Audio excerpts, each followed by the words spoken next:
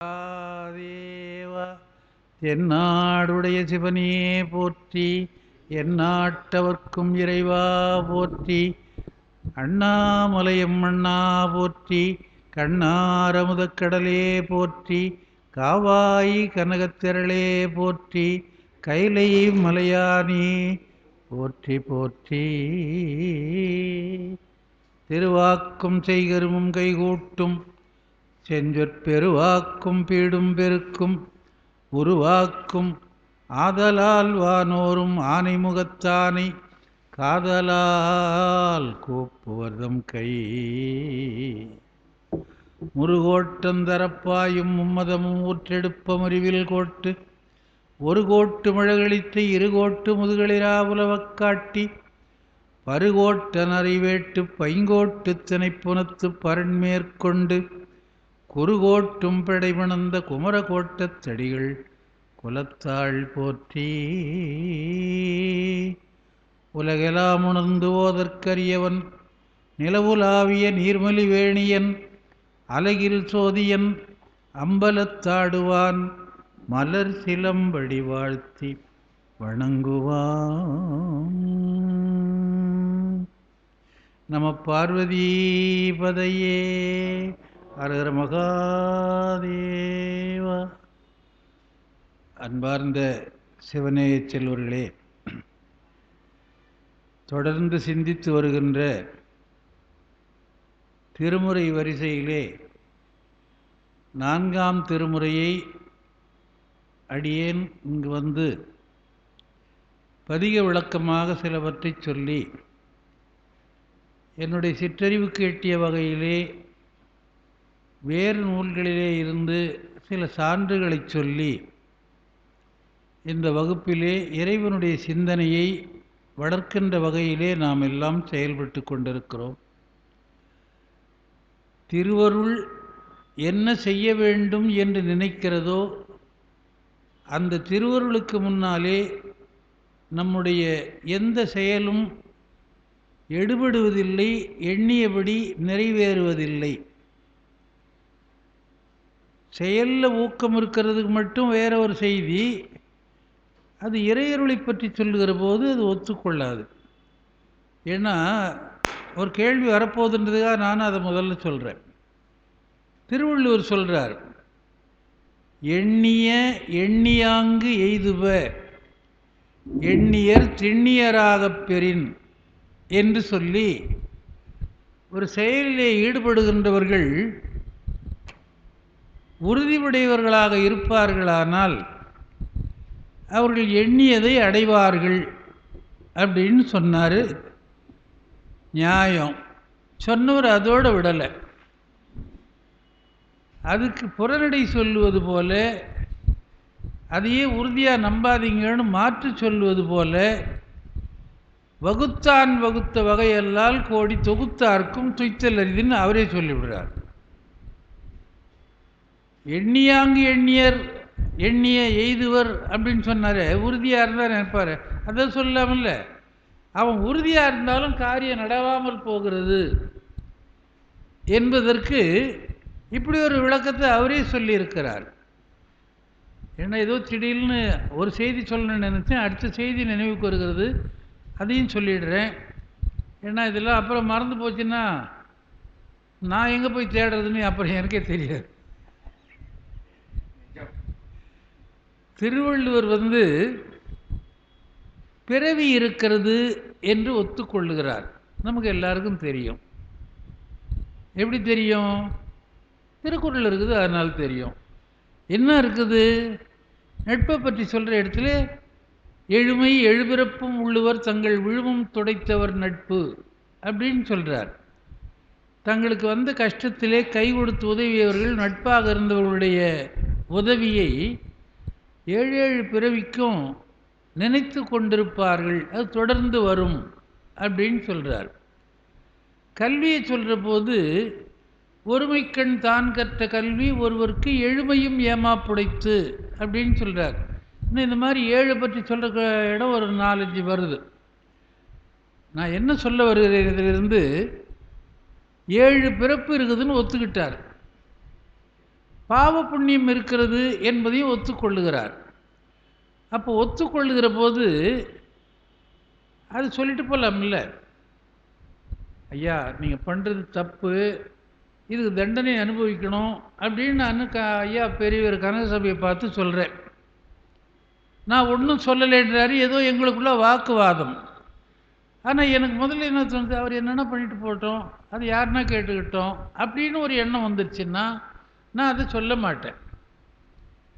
இப்போது 7 பிறவி என்று ஒத்துக்கொண்டவர், ஒரு பிறவியிலே செய்வது, அனுபவிப்பது, படுவது அடுத்த பிறவிக்கும் வரும் என்று ஒத்துக்கொண்டவர் ஒரு காரணத்தை நேராக சொல்லிட்டு போகலாம்ல. அங்கே மட்டும் என்ன பண்ணார், நமக்கு ஒரு வேலையை வச்சுட்டு அவர் ஒரு கேள்விக்குறி போட்டு போயிட்டார். உலகத்தில் இப்போ இவ்வளோ நேரம் பேசணும், மடத்துக்கு யார் சொத்து கொடுத்தாங்க, கோயிலுக்கு யார் சொத்து கொடுத்தாங்க, அதெல்லாம் பேசணும். கோயிலை கட்டி வச்ச ராஜராஜன் ஒரு பணமாக அனுபவிக்கலை. இன்னைக்கு யாரோ வருகிறவர்கள் ஏதோ பெயரை சொல்லி யாரோ அனுபவிக்கிறார்கள், நாம் பார்க்குறோம். செய்தி தினம் வருகின்ற செய்திகளில் எவ்வளோ கருணை உள்ளம் கொண்டவர்கள், கருணை உள்ளம் கொண்டவர்கள் என்பவர்களெல்லாம் இருக்கிறார்கள், இப்படி தொண்டு செய்கிறார்கள் என்பதை பேப்பரில் பார்க்குறோம். இப்போ சாதாரணமாக ஹோட்டலுக்கு போனோன்னா 15 ரூபாய்க்கு குறைஞ்சி இட்லி கிடையாது காஞ்சிபுரத்தில். ஒரு ஹோட்டல் இட்லி 15 ரூபா. ஆனால் இன்றைக்கும் மதுரையில் ஒரு அம்மா வயசான காலத்திலே 1 ரூபாய்க்கு இட்லி கொடுக்குறாங்க அப்படின்னு பேப்பரில் படிக்கிறோம். அவங்களுக்கு எப்படி கட்டுப்படி ஆகுது, அவங்களுக்கு எவ்வாறு உதவுகிறாங்க, ஏதோ ஒரு செய்தி எப்படியோ போட்டோம். ஆக 1 ரூபாய்க்கு உதவி செய்ய வேண்டும், கொடுத்து உதவ வேண்டும், 1 ரூபாய்க்கு மேலே விற்கக்கூடாதுன்னு சொன்னால் அவர்களுக்கும் வாழ்க்கை நடக்கிறது. 15 ரூபாய்க்கு மேலே 30 ரூபா 40 ரூபான்னு சொல்கிற ஹோட்டல்லாம் இருக்குது, காஞ்சிபுரத்துலேயே இருக்கிறது, அங்கேயும் வியாபாரம் நடக்கிறது. நாம் என்ன சொல்கிறோம், என்ன இவ்வளோ அயோக்கியத்தனம் பண்ணுறான், அவன் தாண்டா நல்லா இருக்கிறான், காரில் போகிறான், ஏசியில் இருக்கிறான், இதெல்லாம் சொல்கிறோம். இன்னொருத்தனை பார்த்து நல்லவன், யார் கூப்பிட்டாலும் உதவுவான், தானாக முன்ன போய் உதவி செய்வான், எதுவாக இருந்தாலும் தன்னுடைய வேலைன்னு எடுத்து போட்டுன்னு கஷ்டம் பெறா செய்வான். ஆனால் அவன் கஷ்டப்படுறான். நல்லவன் துன்பப்படுறான், தீவன் நல்லா இருக்கிறான். அது ஏன்? இதுக்கு ஒரு காரணத்தை வள்ளுவரால் சொல்ல முடியுமா, முடியாதா? முடியும், ஆனால் சொல்லலை. என்ன சொல்றாரு, யோசனை பண்ணிக்க நீங்களேன்றார்.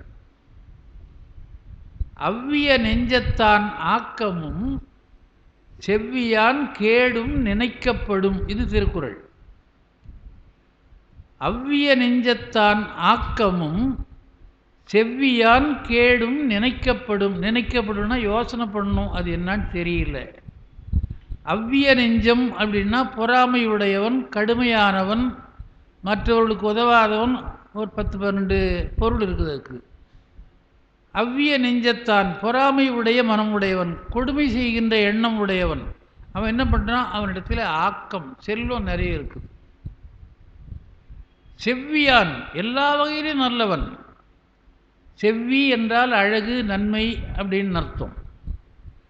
நல்லவன் கெட்டு போகிறான்.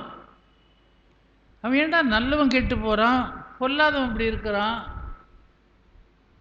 அப்படின்னா, 7 பிறப்பு இருக்குதுவா, அது எந்த பிறப்பு பண்ண பாவம்னு சொல்லியிருக்கலாம். அவர் எண்ணப்படும் அப்படின்னு சொல்லி விட்டார், நீ எதனா பண்ணிக்கோ.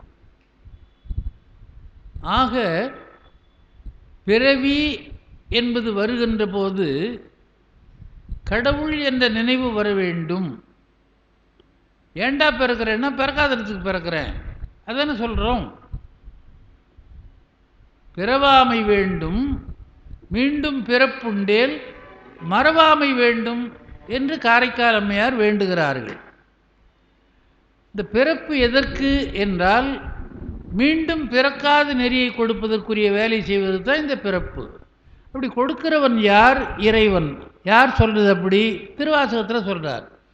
மீண்டு வாரா நெறியருள் புரிபவன் பாண்டி நாடே பழம்பதியாகவும் அப்படின்னு திருவாசகத்தில் ஒரு தொடர் வருது. இறைவன் ஒருவன்தான் மீண்டு வாரா நெறி அளிப்பவன். சித்தியாரில் ரொம்ப விளக்கமாக சொல்லிட்டாங்க. இது எத்தனையோ இடத்துல எவ்வளோ பெரிய அறிஞர்கள்லாம் சொல்லியிருப்பாங்க. நானும் எனக்கு இருக்கிற சின்ன அறிவில் பல இடத்துல சொல்லியிருக்கேன், இங்கேயும் சொல்லிடுறேன். நீங்கள் எந்த தெய்வத்தோடனாலும் கும்பிடுங்க, உங்களுக்கு அருள் கொடுக்க போகிறது சிவபெருமான் தான். அதான் சித்தியார். ஏன் நான் போய் மாரியாத்தால கும்பிடுறேன்னு அந்த தெய்வம் கொடுக்க மாட்டானா, கொடுக்காதா? இங்கே போய் ஐயப்பனை வணங்குறேன்னு அந்த தெய்வம் நமக்கு கொடுக்காதா? நான் ஆஞ்சநேய பக்தன் என்று வைத்து கொண்டிருக்கிறார்களே, ஆஞ்சநேயராலே எல்லா காரியம் முடியும் அப்படின்னு வணங்குறாளை கொடுக்க முடியாதா அப்படின்னா கொடுக்காது. யாராலே உதவி செய்ய முடியும் என்று சொன்னால், யார் பிறரிடத்திலே பிறரிடத்திலே சென்று உதவி கேட்காமல் தான் முழு நிறைவு உடையவனாக இருந்து எதற்கும் மற்றவர்களை எண்ணாதவனாக, இப்போ எனக்கு 100 ரூபா பணம் வேணும்னு சொன்னால் 500 ரூபா 1000 ரூபா வச்சுங்கிறவங்கள போய் 100 ரூபா கேட்கலாம், 200 ரூபா வச்சுங்கிறவங்களே கேட்க முடியாது. இதுதான் 200 ரூபா வச்சுக்கிட்டு வேறு 100 ரூபா கொடு நாளைக்கு கொடுத்துறேன், அது என்ன செலவு வரும்னு தெரியாது, நான் வச்சுக்கணும், என்னால் கொடுக்க முடியாது. அது ஒரு பக்கம். 100 ரூபா வச்சுங்கிறவங்க என்கிட்ட 100 தாங்குது, நான் உங்கள்கிட்ட கொடுத்துட்டு நான் என்ன பண்ணுறது, இது ஒரு கதை. துட்டே இல்லை, நீ வந்து என்ன கடன் கேட்குறியா, நான் யார் கொடுப்பாங்கன்னு பார்த்துக்கிறேன், இதெல்லாம் நமக்கு தெரிஞ்ச செய்தி. இப்போது மற்ற தெய்வங்களெல்லாம் ஏன் கொடுக்காதுன்னு சொல்கிறாங்கன்னா, நீங்கள் எந்த தெய்வத்தை வேணுனாலும் பாருங்கள், பிறக்கும் இறக்கும் மேல் வினையும் செய்யும். அதான் தெய்வத்தினுடைய தன்மை. எல்லா தெய்வங்களும் நீங்கள் யாரை வேணாலும் கும்பிடுங்க, கும்பிடுகின்ற போது உங்களுக்கு முத்தி கொடுப்பது யார் என்று சொன்னால் இறைவன் ஒருவன் தான். நீங்கள் முத்தி வேண்டும் என்று முயன்றால் முத்தி கொடுக்கிற ஒரே தகுதி சிவபெருமான் ஒருவனுக்குத்தான் உண்டு. ஏன்? திருமால்னா 10 அவதாரம்ன்றாங்க, அம்பிகைனா மதுரையில் பிறந்தா, மலையத்துவங்கிட்டு மகளாக இருந்தா, மலையரசன் மகளாக பிறந்தா, பர்வதராஜனுக்கு பிறந்தா பார்வதியாக இருந்தா, அங்கே போனால் காந்திமதியாக இருந்தா, இங்கே போனால் பர்வதவர்த்தினியாக இருந்தா, பிறந்து வரா. வீரபத்திரர் பிறக்கிறார், பைரவர் பிறக்கிறார், இறைவனுடைய தோற்றத்தில் உண்டாக்கி அழிக்கிறார். உலகத்தில் தோன்றுகின்ற உடம்பெல்லாம் தோன்றுகிறது, வளர்கிறது, அழிகிறது. பெருமானுக்கு டேட் ஆஃப் பர்த்தும் கிடையாது, டேட் ஆஃப் டெத்தும் கிடையாது, நமக்கு ரெண்டும் இருக்குது.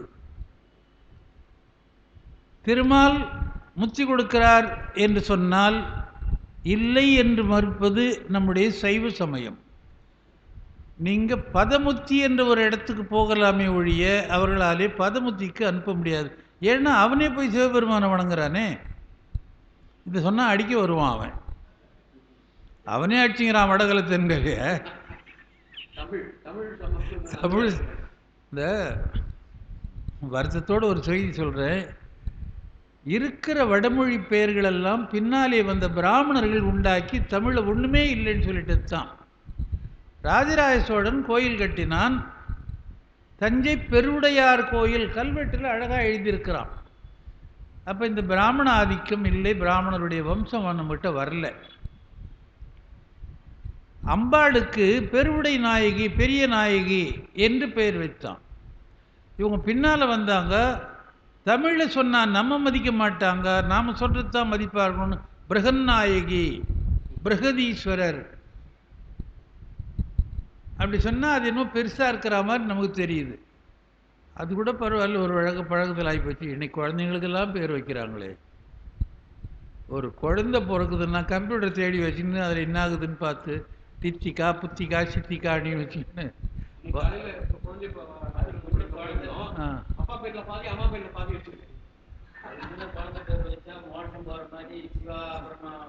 கடவுள் பேரை அந்த நினைப்பு வரணும் வைப்பாங்க. இது இல்லாமல் போச்சு. அதான் இப்போ அவ்வளோதான். இப்போ அப்பா அம்மான்றதே தெரியாமல் போச்சு இல்லை அவனுக்கு, மம்மி டாடி தானே தெரியுது. அந்த மாதிரி ஆகிப்போச்சு. அது மாதிரி சித்தியார் என்ன சொல்லுகிறது, சீக்கிரம் முடிச்சுட்டு நான் போவேன். இது ஒன்றும் கொஞ்சம் பாட்டில் செய்தி இல்லை, அதனால தான் நான் இதெல்லாம் கொஞ்சம் சொல்லிகிட்டு இருக்கிறேன். யாதொரு தெய்வம் கொண்டீர் அத்தெய்வமாகிய அங்கே மாதொரு பாகனார் தான் வருவர். நீங்கள் எந்த தெய்வத்தை வேணாலும் கும்பிடுங்க, கும்பிடுகின்ற பலன் உங்களுக்கு வர வேண்டுமானால் அந்த பலனை கொடுக்கின்றவர் மாதுருபாகனாகி இறைவன் ஒருவன்தான். ஏண்டா மற்றவங்க கொடுக்கக்கூடாதா, கொடுக்க மாட்டாங்களா, கொடுக்க முடியாதா? முடியாது. ஏன் முடியாது? நீங்கள் வணங்குகின்ற மற்ற தெய்வங்கள் வேதனைப்படும், பிறக்கும், இறக்கும், மேல் வினையும் செய்யும். அந்த முத்துக்குமாரசாமி பிள்ளைத்தமிழ்னு ஒரு பிள்ளைத்தமிழ் நூல் இருக்குது. குமரகுருவர் எழுந்து செத்து பிறக்கின்ற தெய்வங்கள் மணவாழ சிறுதேர் உருட்டியார்களே அப்படின்னு பாடுவார். செத்து பிறக்கின்ற தெய்வங்கள்னே பேர் சொல்றார் அவர்.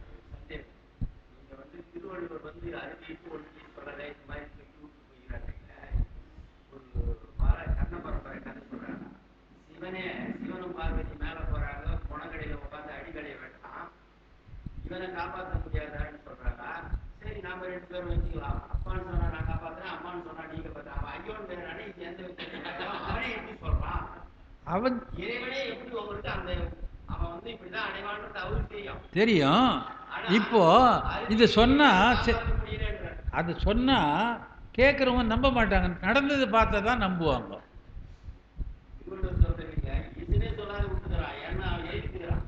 அப்படி இல்லைங்க. இப்போ பார்வதி கேட்குறா, அது இன்னொரு கதை வேடிக்கையாக சொல்லுவாங்க. இவன் பிச்சை எடுக்கிறானே, இவன் பிச்சை எடுக்கிறத போக்கணும், ஒரு பணமுடிப்பு பொன்முடிப்பு போடுவோம் அப்படின்னு ஒருத்தன் நினச்சானா. அவன் எங்கே போகிறான், அவன் பார்க்குற மாதிரி போடணும் அப்படின்னு அவன் தொடர்ந்துக்கிட்டே வந்தானா. அவன் போய் ஒரு சந்தில் திரும்புகிறான். அந்த திரும்புகிற போது நிச்சயமாக அந்த சந்தில் யாரும் வரமாட்டாங்க, அவன் எதிர தான் பார்ப்பான். அதனால் பணமுடிப்பை எடுத்து பொன்முடிப்பை எடுத்தான்னு அவன் போட்டு அன்னட போயிட்டானா. அவன் என்ன பண்ணான், பின்னால் சத்தம் கேதுன்னு பார்த்துன்னு வேறு பக்கமாக ஒதுங்கி போட்டானான்.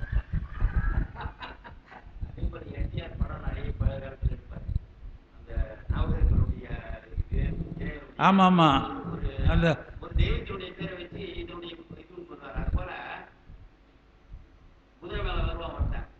முதல்ல 10 பேர் வரான், கண்ணை இது பண்ணிங்க. இந்த 10 பேர் இதை அடையணும். முதல்ல ஒரு ஐயருக்கு என்ன பண்றான், நம்ம கொடுக்கலாம் அவனுடைய வறுமையை போகிறதுக்கு ஒரு பூசணிக்காய்கிற உள்ள எல்லாத்தையும் நான் தண்ணி போட்டு மூடி பூசணிக்காய்னு போட்டுறான். இவன் தூக்கிட்டே போறான், கனமா இருக்குது.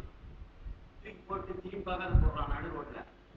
10 பேர் வரான், இவன் 10 பேர் கிடைக்காதுன்றான். மந்திரி சொல்றான், இந்த மூஞ்சி ஒன்று கூட அது கிடைக்காது அப்படின்றான். அவன் 10 பேர் கிட்ட வர நேரத்துக்கு ஒரு 10 அடி இருக்கும் போது, டேய் குருடெல்லாம் எப்படி நடக்கிறான், அதில் ஒரு தலைவர் குருடெல்லாம் எப்படி நடக்கிறான் அப்படி நடந்து போய்ப்போ. அதான் நிறைய செய்திகள் அது மாதிரி இருக்குது.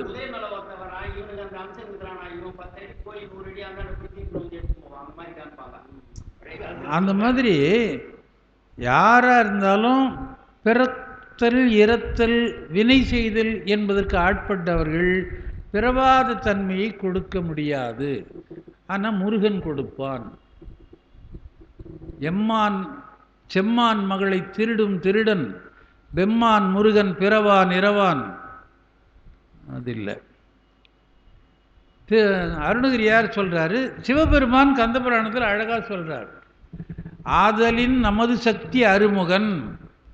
அந்த பாட்டு மட்டும் குறித்து வச்சுங்க, எனக்கு கந்தர் எறும்பு சட்டுன்னு முடிஞ்சு போச்சு.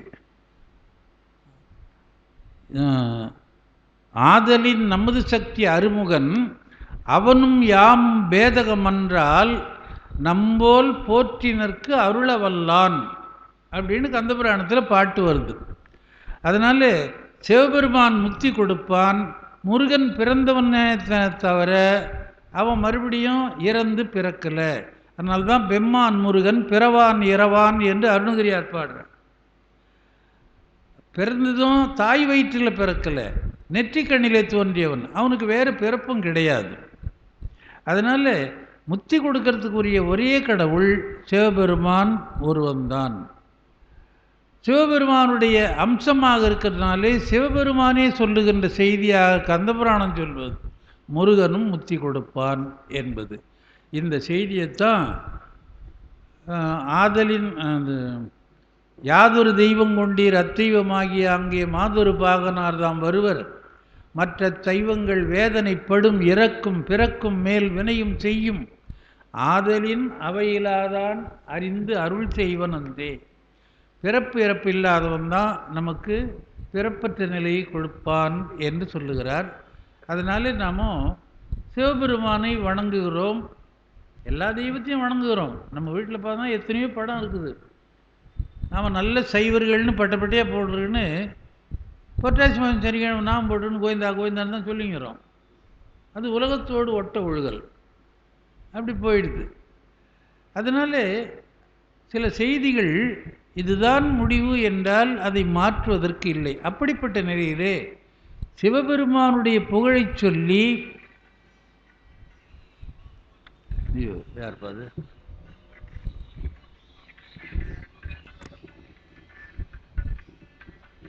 பூனை மடியில் கட்டிங்கிற மாதிரி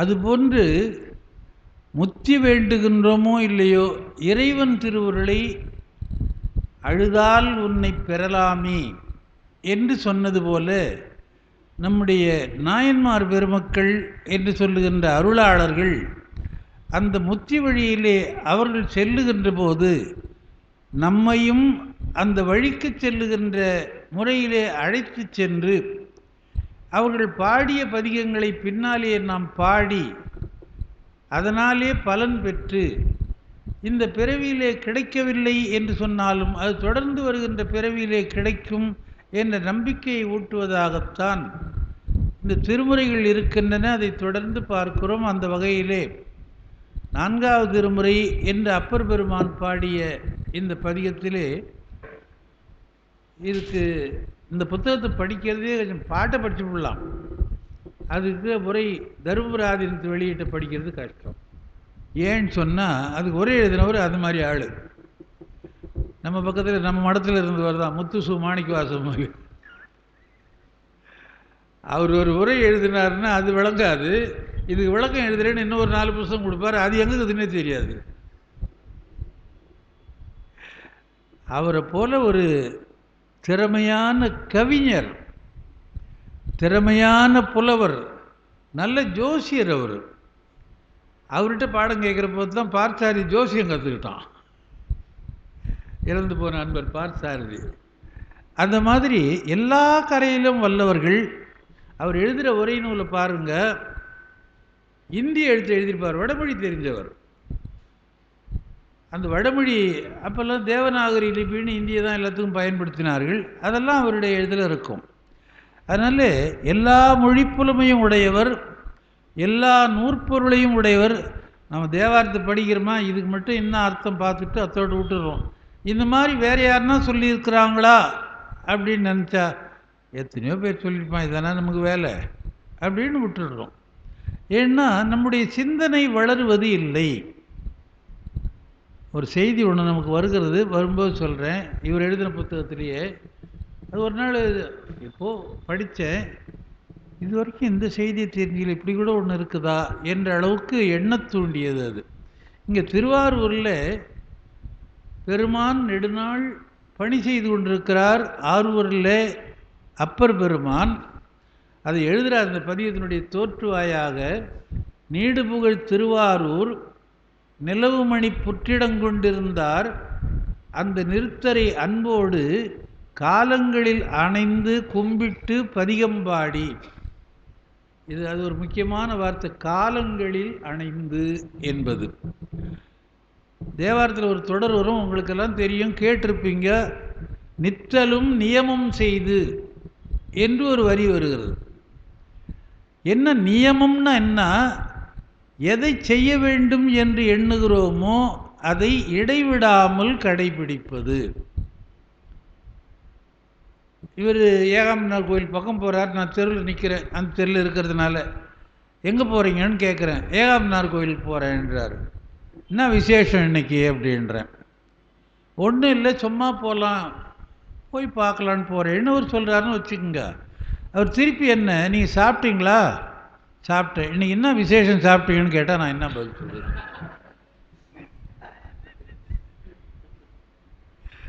விசேஷம் இருந்தால் சாப்பிட்றோம், விசேஷம் இருந்தால் இன்னும் கொஞ்சம் கூட சாப்பிட்டுங்க. அப்போது நாள்தோறும் வழிபடுவது என்பது ஒரு முறை. அது என்ன சொல்லி இருக்கிறார்கள் அப்படின்னா, அருணையார் தான் இந்த விளக்கத்தை சொன்னார். தினம் கோயிலுக்கு போகணுன்னு ஒன்று யாரும் சொல்லலை, கடவுளை வழிபடு என்று சொன்னார்கள். கடவுளை வீட்டிலேயே வழிபடலாமா என்றால் வழிபடலாம், ஆனால் மனம் ஒன்றி இருக்காது. வீட்டுச் சூழல் வேறு சிந்தனைகளை உண்டாக்கும், அதனாலே கடவுளிடத்திலே சிந்தனை போகாது. அதனாலே அதற்காக ஒதுக்கப்பட்ட இடங்களிலே போய் அந்த கடவுளை வணங்க வேண்டும். இப்போ ஒதுக்கப்பட்ட இடம்தான் எல்லாம் பேசுகிற இடமா போச்சு. அப்போ என்ன சொன்னார், அந்த நியமத்துக்கு அர்த்தம் சொன்னார். அது சொல்கிறேன். கோயிலுக்கு போக வேண்டும் என்று முறை வைத்து கொண்டால் நாள்தோறும் போகலாம், விசேஷ நாட்களில் போகலாம், குறிப்பிட்ட நாளில் வாரந்தோறும் போவது என்று வைத்து கொள்ளலாம்.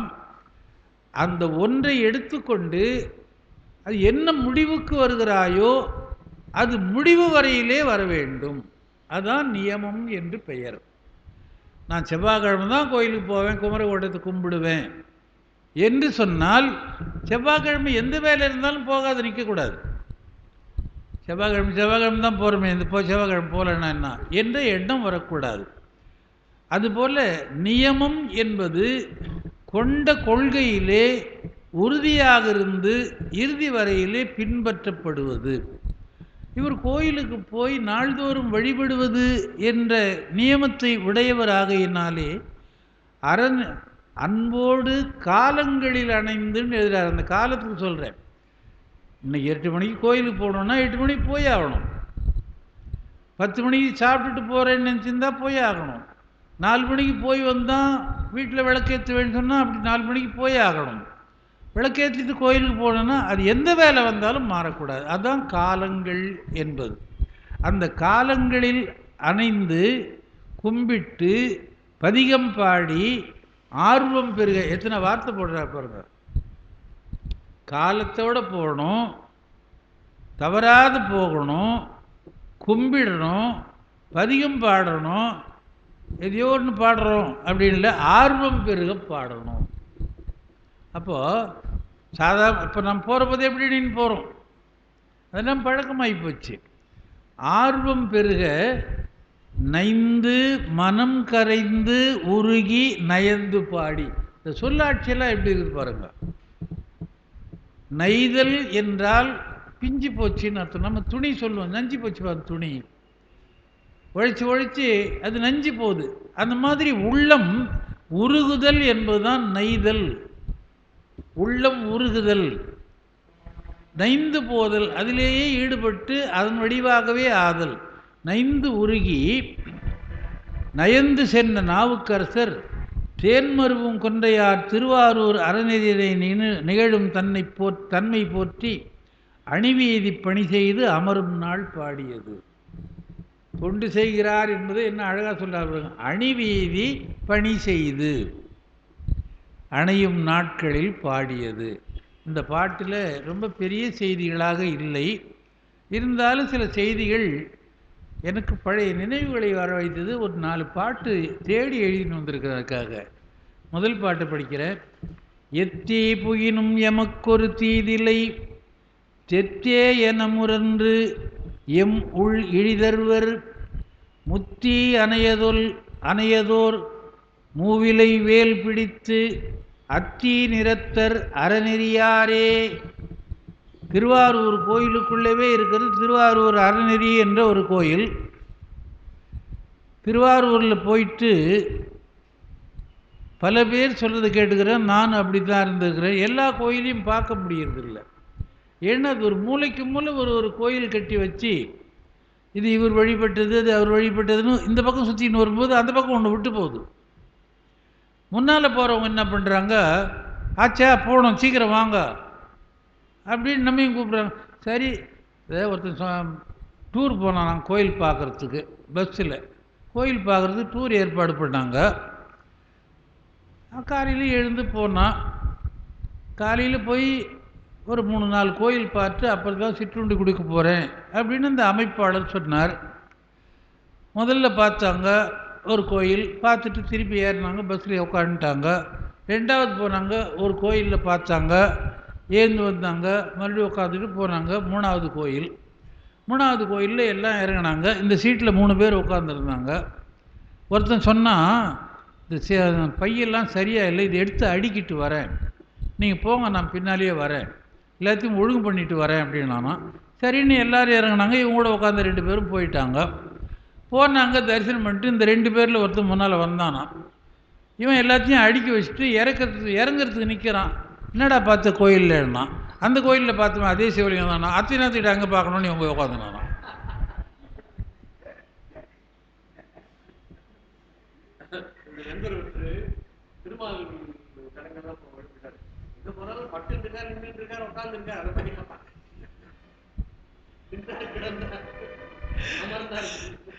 அந்த மாதிரி அணிவீதி வலம் செய்து வருகிற போது எப்படி பாடி இருக்கிறார், அந்த உருக்கம் இருக்க வேண்டும். அப்போ தான் அந்த பக்தி மேலிடும்.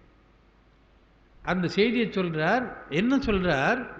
இறைவனை பற்றிய தன்மை தான். இப்போ நம்ம பாடுற, நான் அது பொதுவாக எல்லா இடத்துலையும் சொல்லுவேன், இங்கேயும் சொல்லியிருப்பேன்னு நினைக்கிறேன்.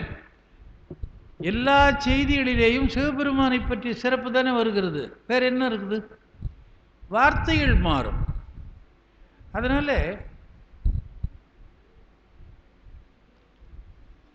செய்திகள் ஒன்று, ஏன் திரும்ப திரும்ப சொல்லுகிறார்கள் என்று சொன்னால், அந்த செய்தி நம்முடைய மனத்திலே படிந்து அது நிலைத்து நிற்க வேண்டும். சிவபெருமான் என்று சொன்னால் அந்த தோற்றம் எல்லாம் நமக்கு தெரியணும். அதனால்தான் நாத்திகம் பேசி நாத்தெழும்பேரினர் என்று மாணிக்கவாசகர் சொல்லுவார். அவங்களுக்கு அப்படியே முடிஞ்சு போச்சு. நாத்தெழும்பேறுதல் அப்படின்னா வேற ஒன்றும் சொல்ல மாட்டாங்க அவங்க.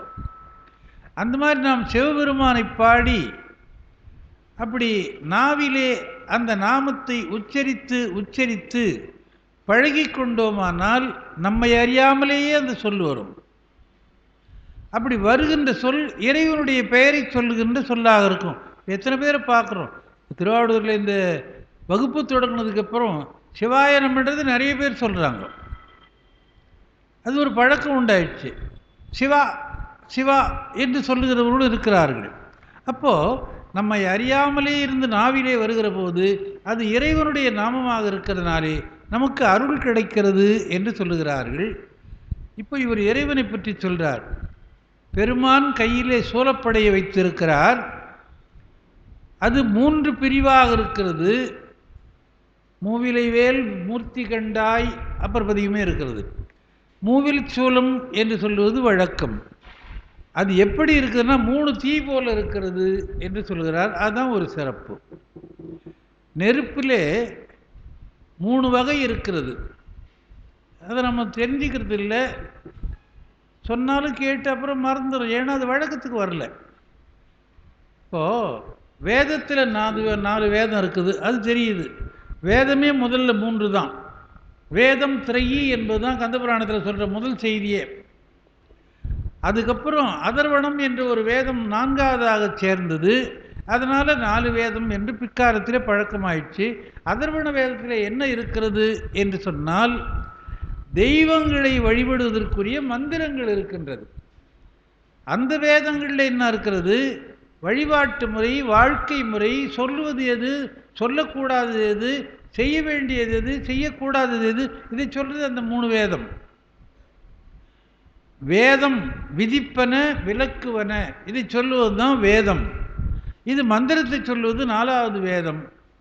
அதனால் இதையும் கூட சேர்த்துட்டு வேதம் 4, வேதம் 4 மெய்ப்பொருளாவது, எனக்கு வேண்டாம், வேதம் 4 மெய்ப்பொருளாவது நாதன் நாமம் நமச்சிவாயவே என்று ஞானசம்பந்தர் பாடத்தையும் பார்க்குறோம். வடநாட்டில் இருக்கிறவர்களெல்லாம் இந்த வேதத்திலே வல்லவர்கள். 2 வேதம் படிப்பாங்க, 3 வேதம் படிப்பாங்க, 4 வேதம் படிப்பாங்க. நமக்கு அந்த பேரே சொல்லும். அந்த குடும்ப பரம்பரையில் நாராயண சதுர்வேதி, திரிவேதி, துவிவேதி பேர்லேயே பின்னால் வச்சுக்கிறாங்கல்ல. அந்த குடும்பம் அத்தனை வேதத்தை சொல்லி நாள்தோறும் தீ வளர்க்கிற செய்தியை உடையவர்கள், செயலை உடையவர்கள் அவர்கள். அதனால்தான் குசேலோபாக்கியானம் என்று ஒரு நூல் இருக்கிறது. கண்ணனுடைய கதையை சொல்லுகிற பாகவதத்தில் ஒரு கிளைக்கதை. அவன் குசேலன், அவனுடைய பெயர் சுதாமன். குசேலன் என்றால் கிழிந்த ஆடையை உடையவன் அப்படின்னு அர்த்தம், கந்தலை கட்டிங்கிறவன் அர்த்தம். அவன் அதை பற்றி கவலைப்படுறதில்லை. என்ன பண்ணுவான், அது எவ்வளோ உண்மையோ என்னமோ தெரியல, 27 குழந்தைன்னு சொல்லி கதை வருது.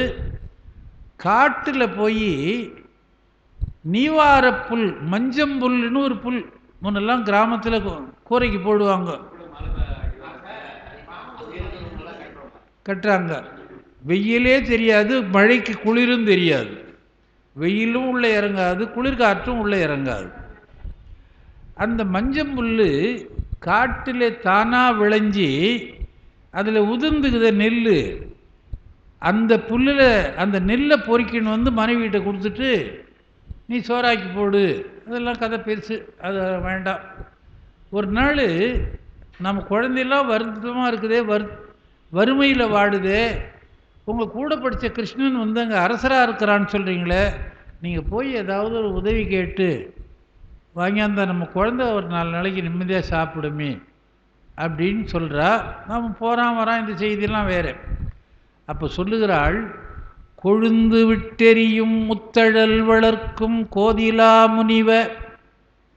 இதான் அந்த பாட்டு, அந்த வரிக்காக தான் அந்த கதையை சொன்னேன். அவ கணவனை பார்த்து என்ன சொல்கிறார், நாள்தோறும் முத்தழல் வளர்த்து யாகம் செய்கின்றவன். கொழுந்து விட்டெறியும் முத்தழல் வளர்க்கும் கோதிலா முனிவ, நம் சிறார்கள் அழுந்துபட்டு ஏங்க எழும் பசி ஒழிக்க அன்னம் இல்லாது உயங்கினரன்றோ. நம்ம பிள்ளைகள்லாம் சாப்பிட்றதுக்கு உணவில்லாது ரொம்ப வருத்தப்படுறாங்களே. ஆதிநாள் ஐயா நின்னோடு அருங்கலை பயின்றவன் அப்படின்னு சொல்லுகிறீங்களே, அங்கே போய் வாங்களேன்னு அனுப்புகிறான்னு செய்தி வருது. அது வேற கதை, பாகவதம் சொல்கிற போது அதை சொல்லிக்கலாம். முத்தழல் என்று சொல்லுவது 3 தீ, ஆகவனீயம், காருகபத்தியம், தட்சணாக்கினி என்று அந்த 3க்கும் பெயர். அந்த முத்திய வேறு வேறு வகையிலே மாடங்களிலே வளர்க்க வேண்டும் என்று விதிமுறை இருக்கிறது. யாகத்திலே வளர்க்கின்ற தீ இந்த 3னுடைய வடிவம்தான். கும்பாபிஷேகம் மற்ற வேள்வி செய்கிற போது இந்த 3னுடைய வடிவத்திலே தான் அது இருக்கிறது.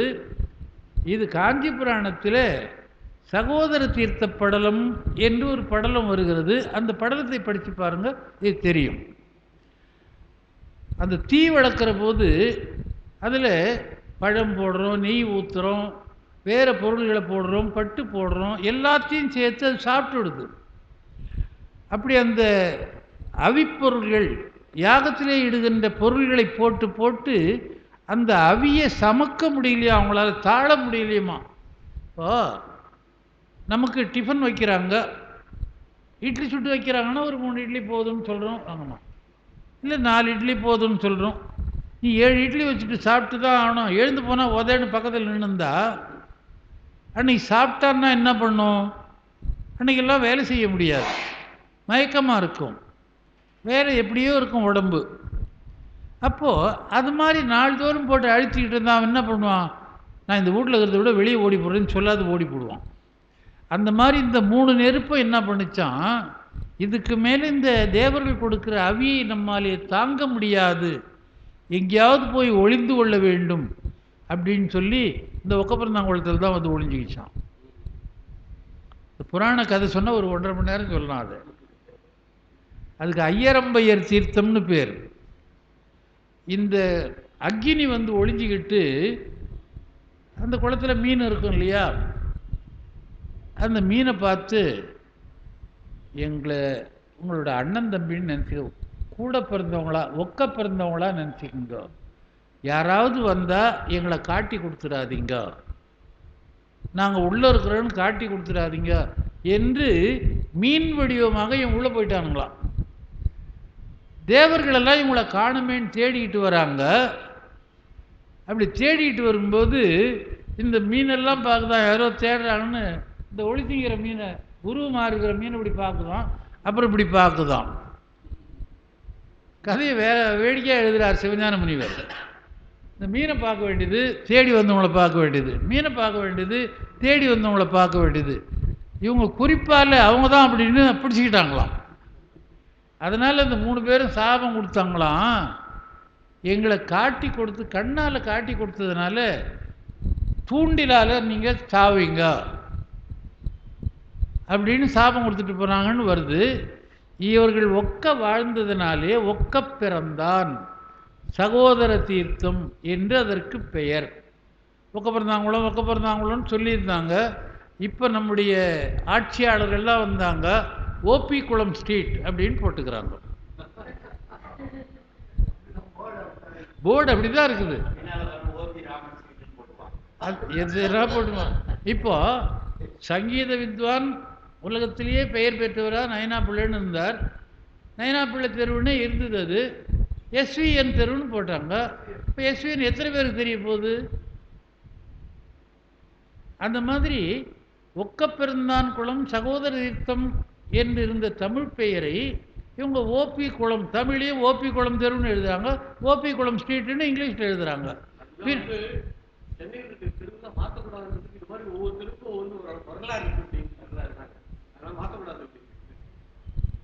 அந்த மாண்டகன்ய முனிவர் என்ற ஒருவர் இந்திரனுடைய இன்பத்தை நாம் பூமியிலே அனுபவிக்க வேண்டும் என்று அரம்பையரோடு வந்து அந்த குளத்திலே நீராடி தான் மாண்டகனீஸ்வரன் கோயில் தெருவுன்னு அங்கே இருக்குது. மாண்டகனீஸ்வரர் இருக்கிறார்.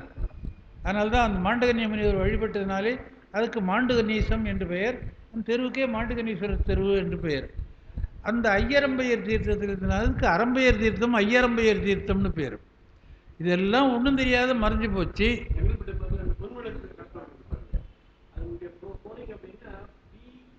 பிவி களத்தூர் முன்குடி ஈஸ்வரர்னு இருக்கிறாரு. அந்த ஊரில் இருக்கிற இறைவனுக்கு முன்குடி ஈஸ்வரர்னு பேர். அவர் பொன்னே விளைந்தது. அந்த கதிரை அறுத்து கண்ணாடி பெட்டியில் வச்சுருந்தாங்க. நான் இளமையில் பார்த்துருக்குறேன், இப்போ கிடையாது. என்ன இது வம்பாச்சு, எனக்கு எப்படி ஆஃப் பண்ணி நிறுத்துறதுன்னு தெரியாது.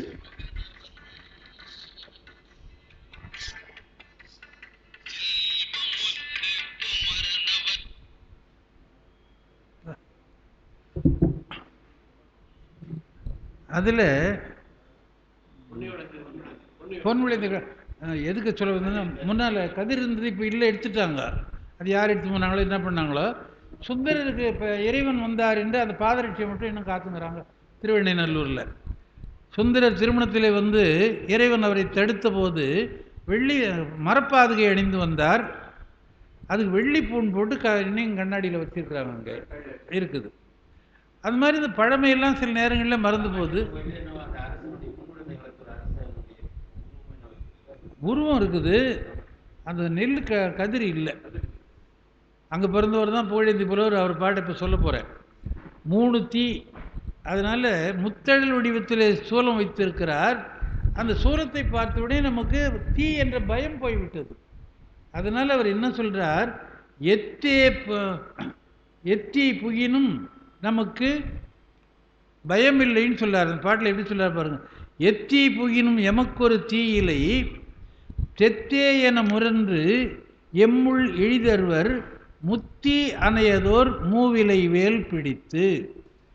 3 சுடர் போல இருக்கின்ற வடிவமாக வேலில் 3 தீ வடிவமான கதிர்களை உடைய சூலத்தை பிடித்து அவர் எங்கே இருக்கிறார்?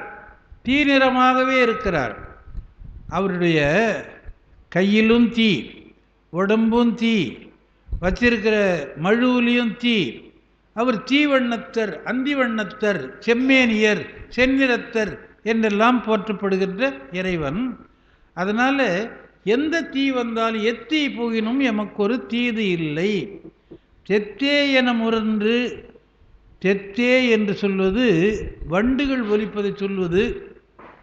எல்லா புராணங்கள்லேயும் எல்லா நூல்கள்லையும் இந்த வார்த்தை வரும். தெத்தே என வரிவண்டினம் முரலமது சிந்தும் தொத்தார் பொழில் மலர் சுற்று ஆயம்போம் சொற்றாம் முத்தாம் திரை அதன் கீழ்த்திசை 30 முக்கோடி புத்தேளிரும் வழிபாடு அமரேச்சரம் புகழ்வான் என்று காஞ்சி புராணத்தில் வருது. இந்த தெத்தே என்று சொன்னால் வண்டு ஒலிக்கிற ஓசை, முரளுகின்ற ஓசை. வண்டு ஒலிக்கிறதுக்கு முரளுவது என்று சொல்லுவாங்க, யாழ் முரளுவது என்று சொல்லுகிற வழக்கம். தெத்தே என முரன்று எம்முள் இழிதர்வர், ஓசை எழுப்பிக் கொண்டே இறைவன் உள்ளத்திலே இருக்கிறான். முத்தி அணையதோர் மூவிலை வேல் பிடித்து அத்தி நிறத்தர் அறநெறியாரே, திருவாரூரில் இருக்கிறவர் தீவண்ணப் பெருமான், அழல் வண்ணர், அதான் அர்த்தம். அதாவது தீவண்ணம், தீவண்ணர் திறமுருகால் பேசாராயில் என்று கூட அப்பர் தாண்டகத்தில் வரும். அதனால் இறைவன் நெருப்பு வடிவானவன், நெருப்பு மேனியன். காஞ்சி புராணம் 2ஆம் காண்டத்தில் இதெல்லாம் சொன்னால் இன்னும் ஒரு பாட்டே முடியல, அது அப்புறம் பார்த்தோம். அதாவது தீ இருக்கிறதுக்கு பேலன்ஸ் பண்ணிக்கிறார் இறைவன், அது மட்டும் சொல்லிட்டு பாட்டை சொல்லலை. கையில் நெருப்பு, உடம்பு நெருப்பு, அது எப்படி பேலன்ஸ் ஆகுதுன்னா, தலையில் கங்கை, பக்கத்தில் இறைவி, அந்த நீர், அதுக்கேற்ற மாதிரி சந்திரன், இது மூணும் அது சரிப்படுத்திருதான். அந்த நெருப்பும் இல்லாத ஏசியில் உட்காந்துக்கிறாருன்னு அர்த்தம். வெளியே இருக்கிற வெயில் தெரியல, உள்ள குளிர்ச்சி இருக்குது, அது மாதிரி போகிறது. அது தீ நிறத்தர் ஆகினாலே நாம் அதற்கு பயப்பட வேண்டாம் என்று பாடுகிறார். அடுத்த பாட்டில் அதாவது நெஞ்சம் கோயிலாக கொள்பவரிடத்திலே இறைவன் வருவான் என்று சொல்லித்தான் அதில் முடிக்கிறார். அடுத்த பாட்டுக்கு போகிறேன் நான், ஏன்னா அது எங்கேயோ போகுது கதை. வீரமும் புண்பர், 2வது பாட்டு. விசையனொடு ஆயதோர் தாரமே பூண்பர், தமக்கு அன்புபட்டவர் பாரமும் பூண்பர், பைங்கண்மிளிர் அரவு ஆரமும் பூண்பர் அறநெறியாரே. திருவாரூர் அறநெறியிலே இருக்கின்ற பெருமான் வீரமும் பூண்பர். போர்க்காலத்திலே பகைவர்களை அழிக்க வேண்டுமென்றால், கொடுமையை அழிக்க வேண்டுமென்றால் வீர வடிவாக இருப்பார். உயிர்களை காப்பாற்றுறவருக்கு வீரம் வேணுமான்னா பகையை அழிக்கிறதுக்கு வீரம் வேண்டும். அதனாலே அவர் வீரமும் பூண்பர். தனியாக போனால் சில நேரங்களில் அருள் கிடைக்காது. இப்போ நீங்கள் பெரிய புராண வரலாற்றையெல்லாம் பார்க்கலாம். சோதனை என்று வருகிற போது தனியாக வருவார். அருள்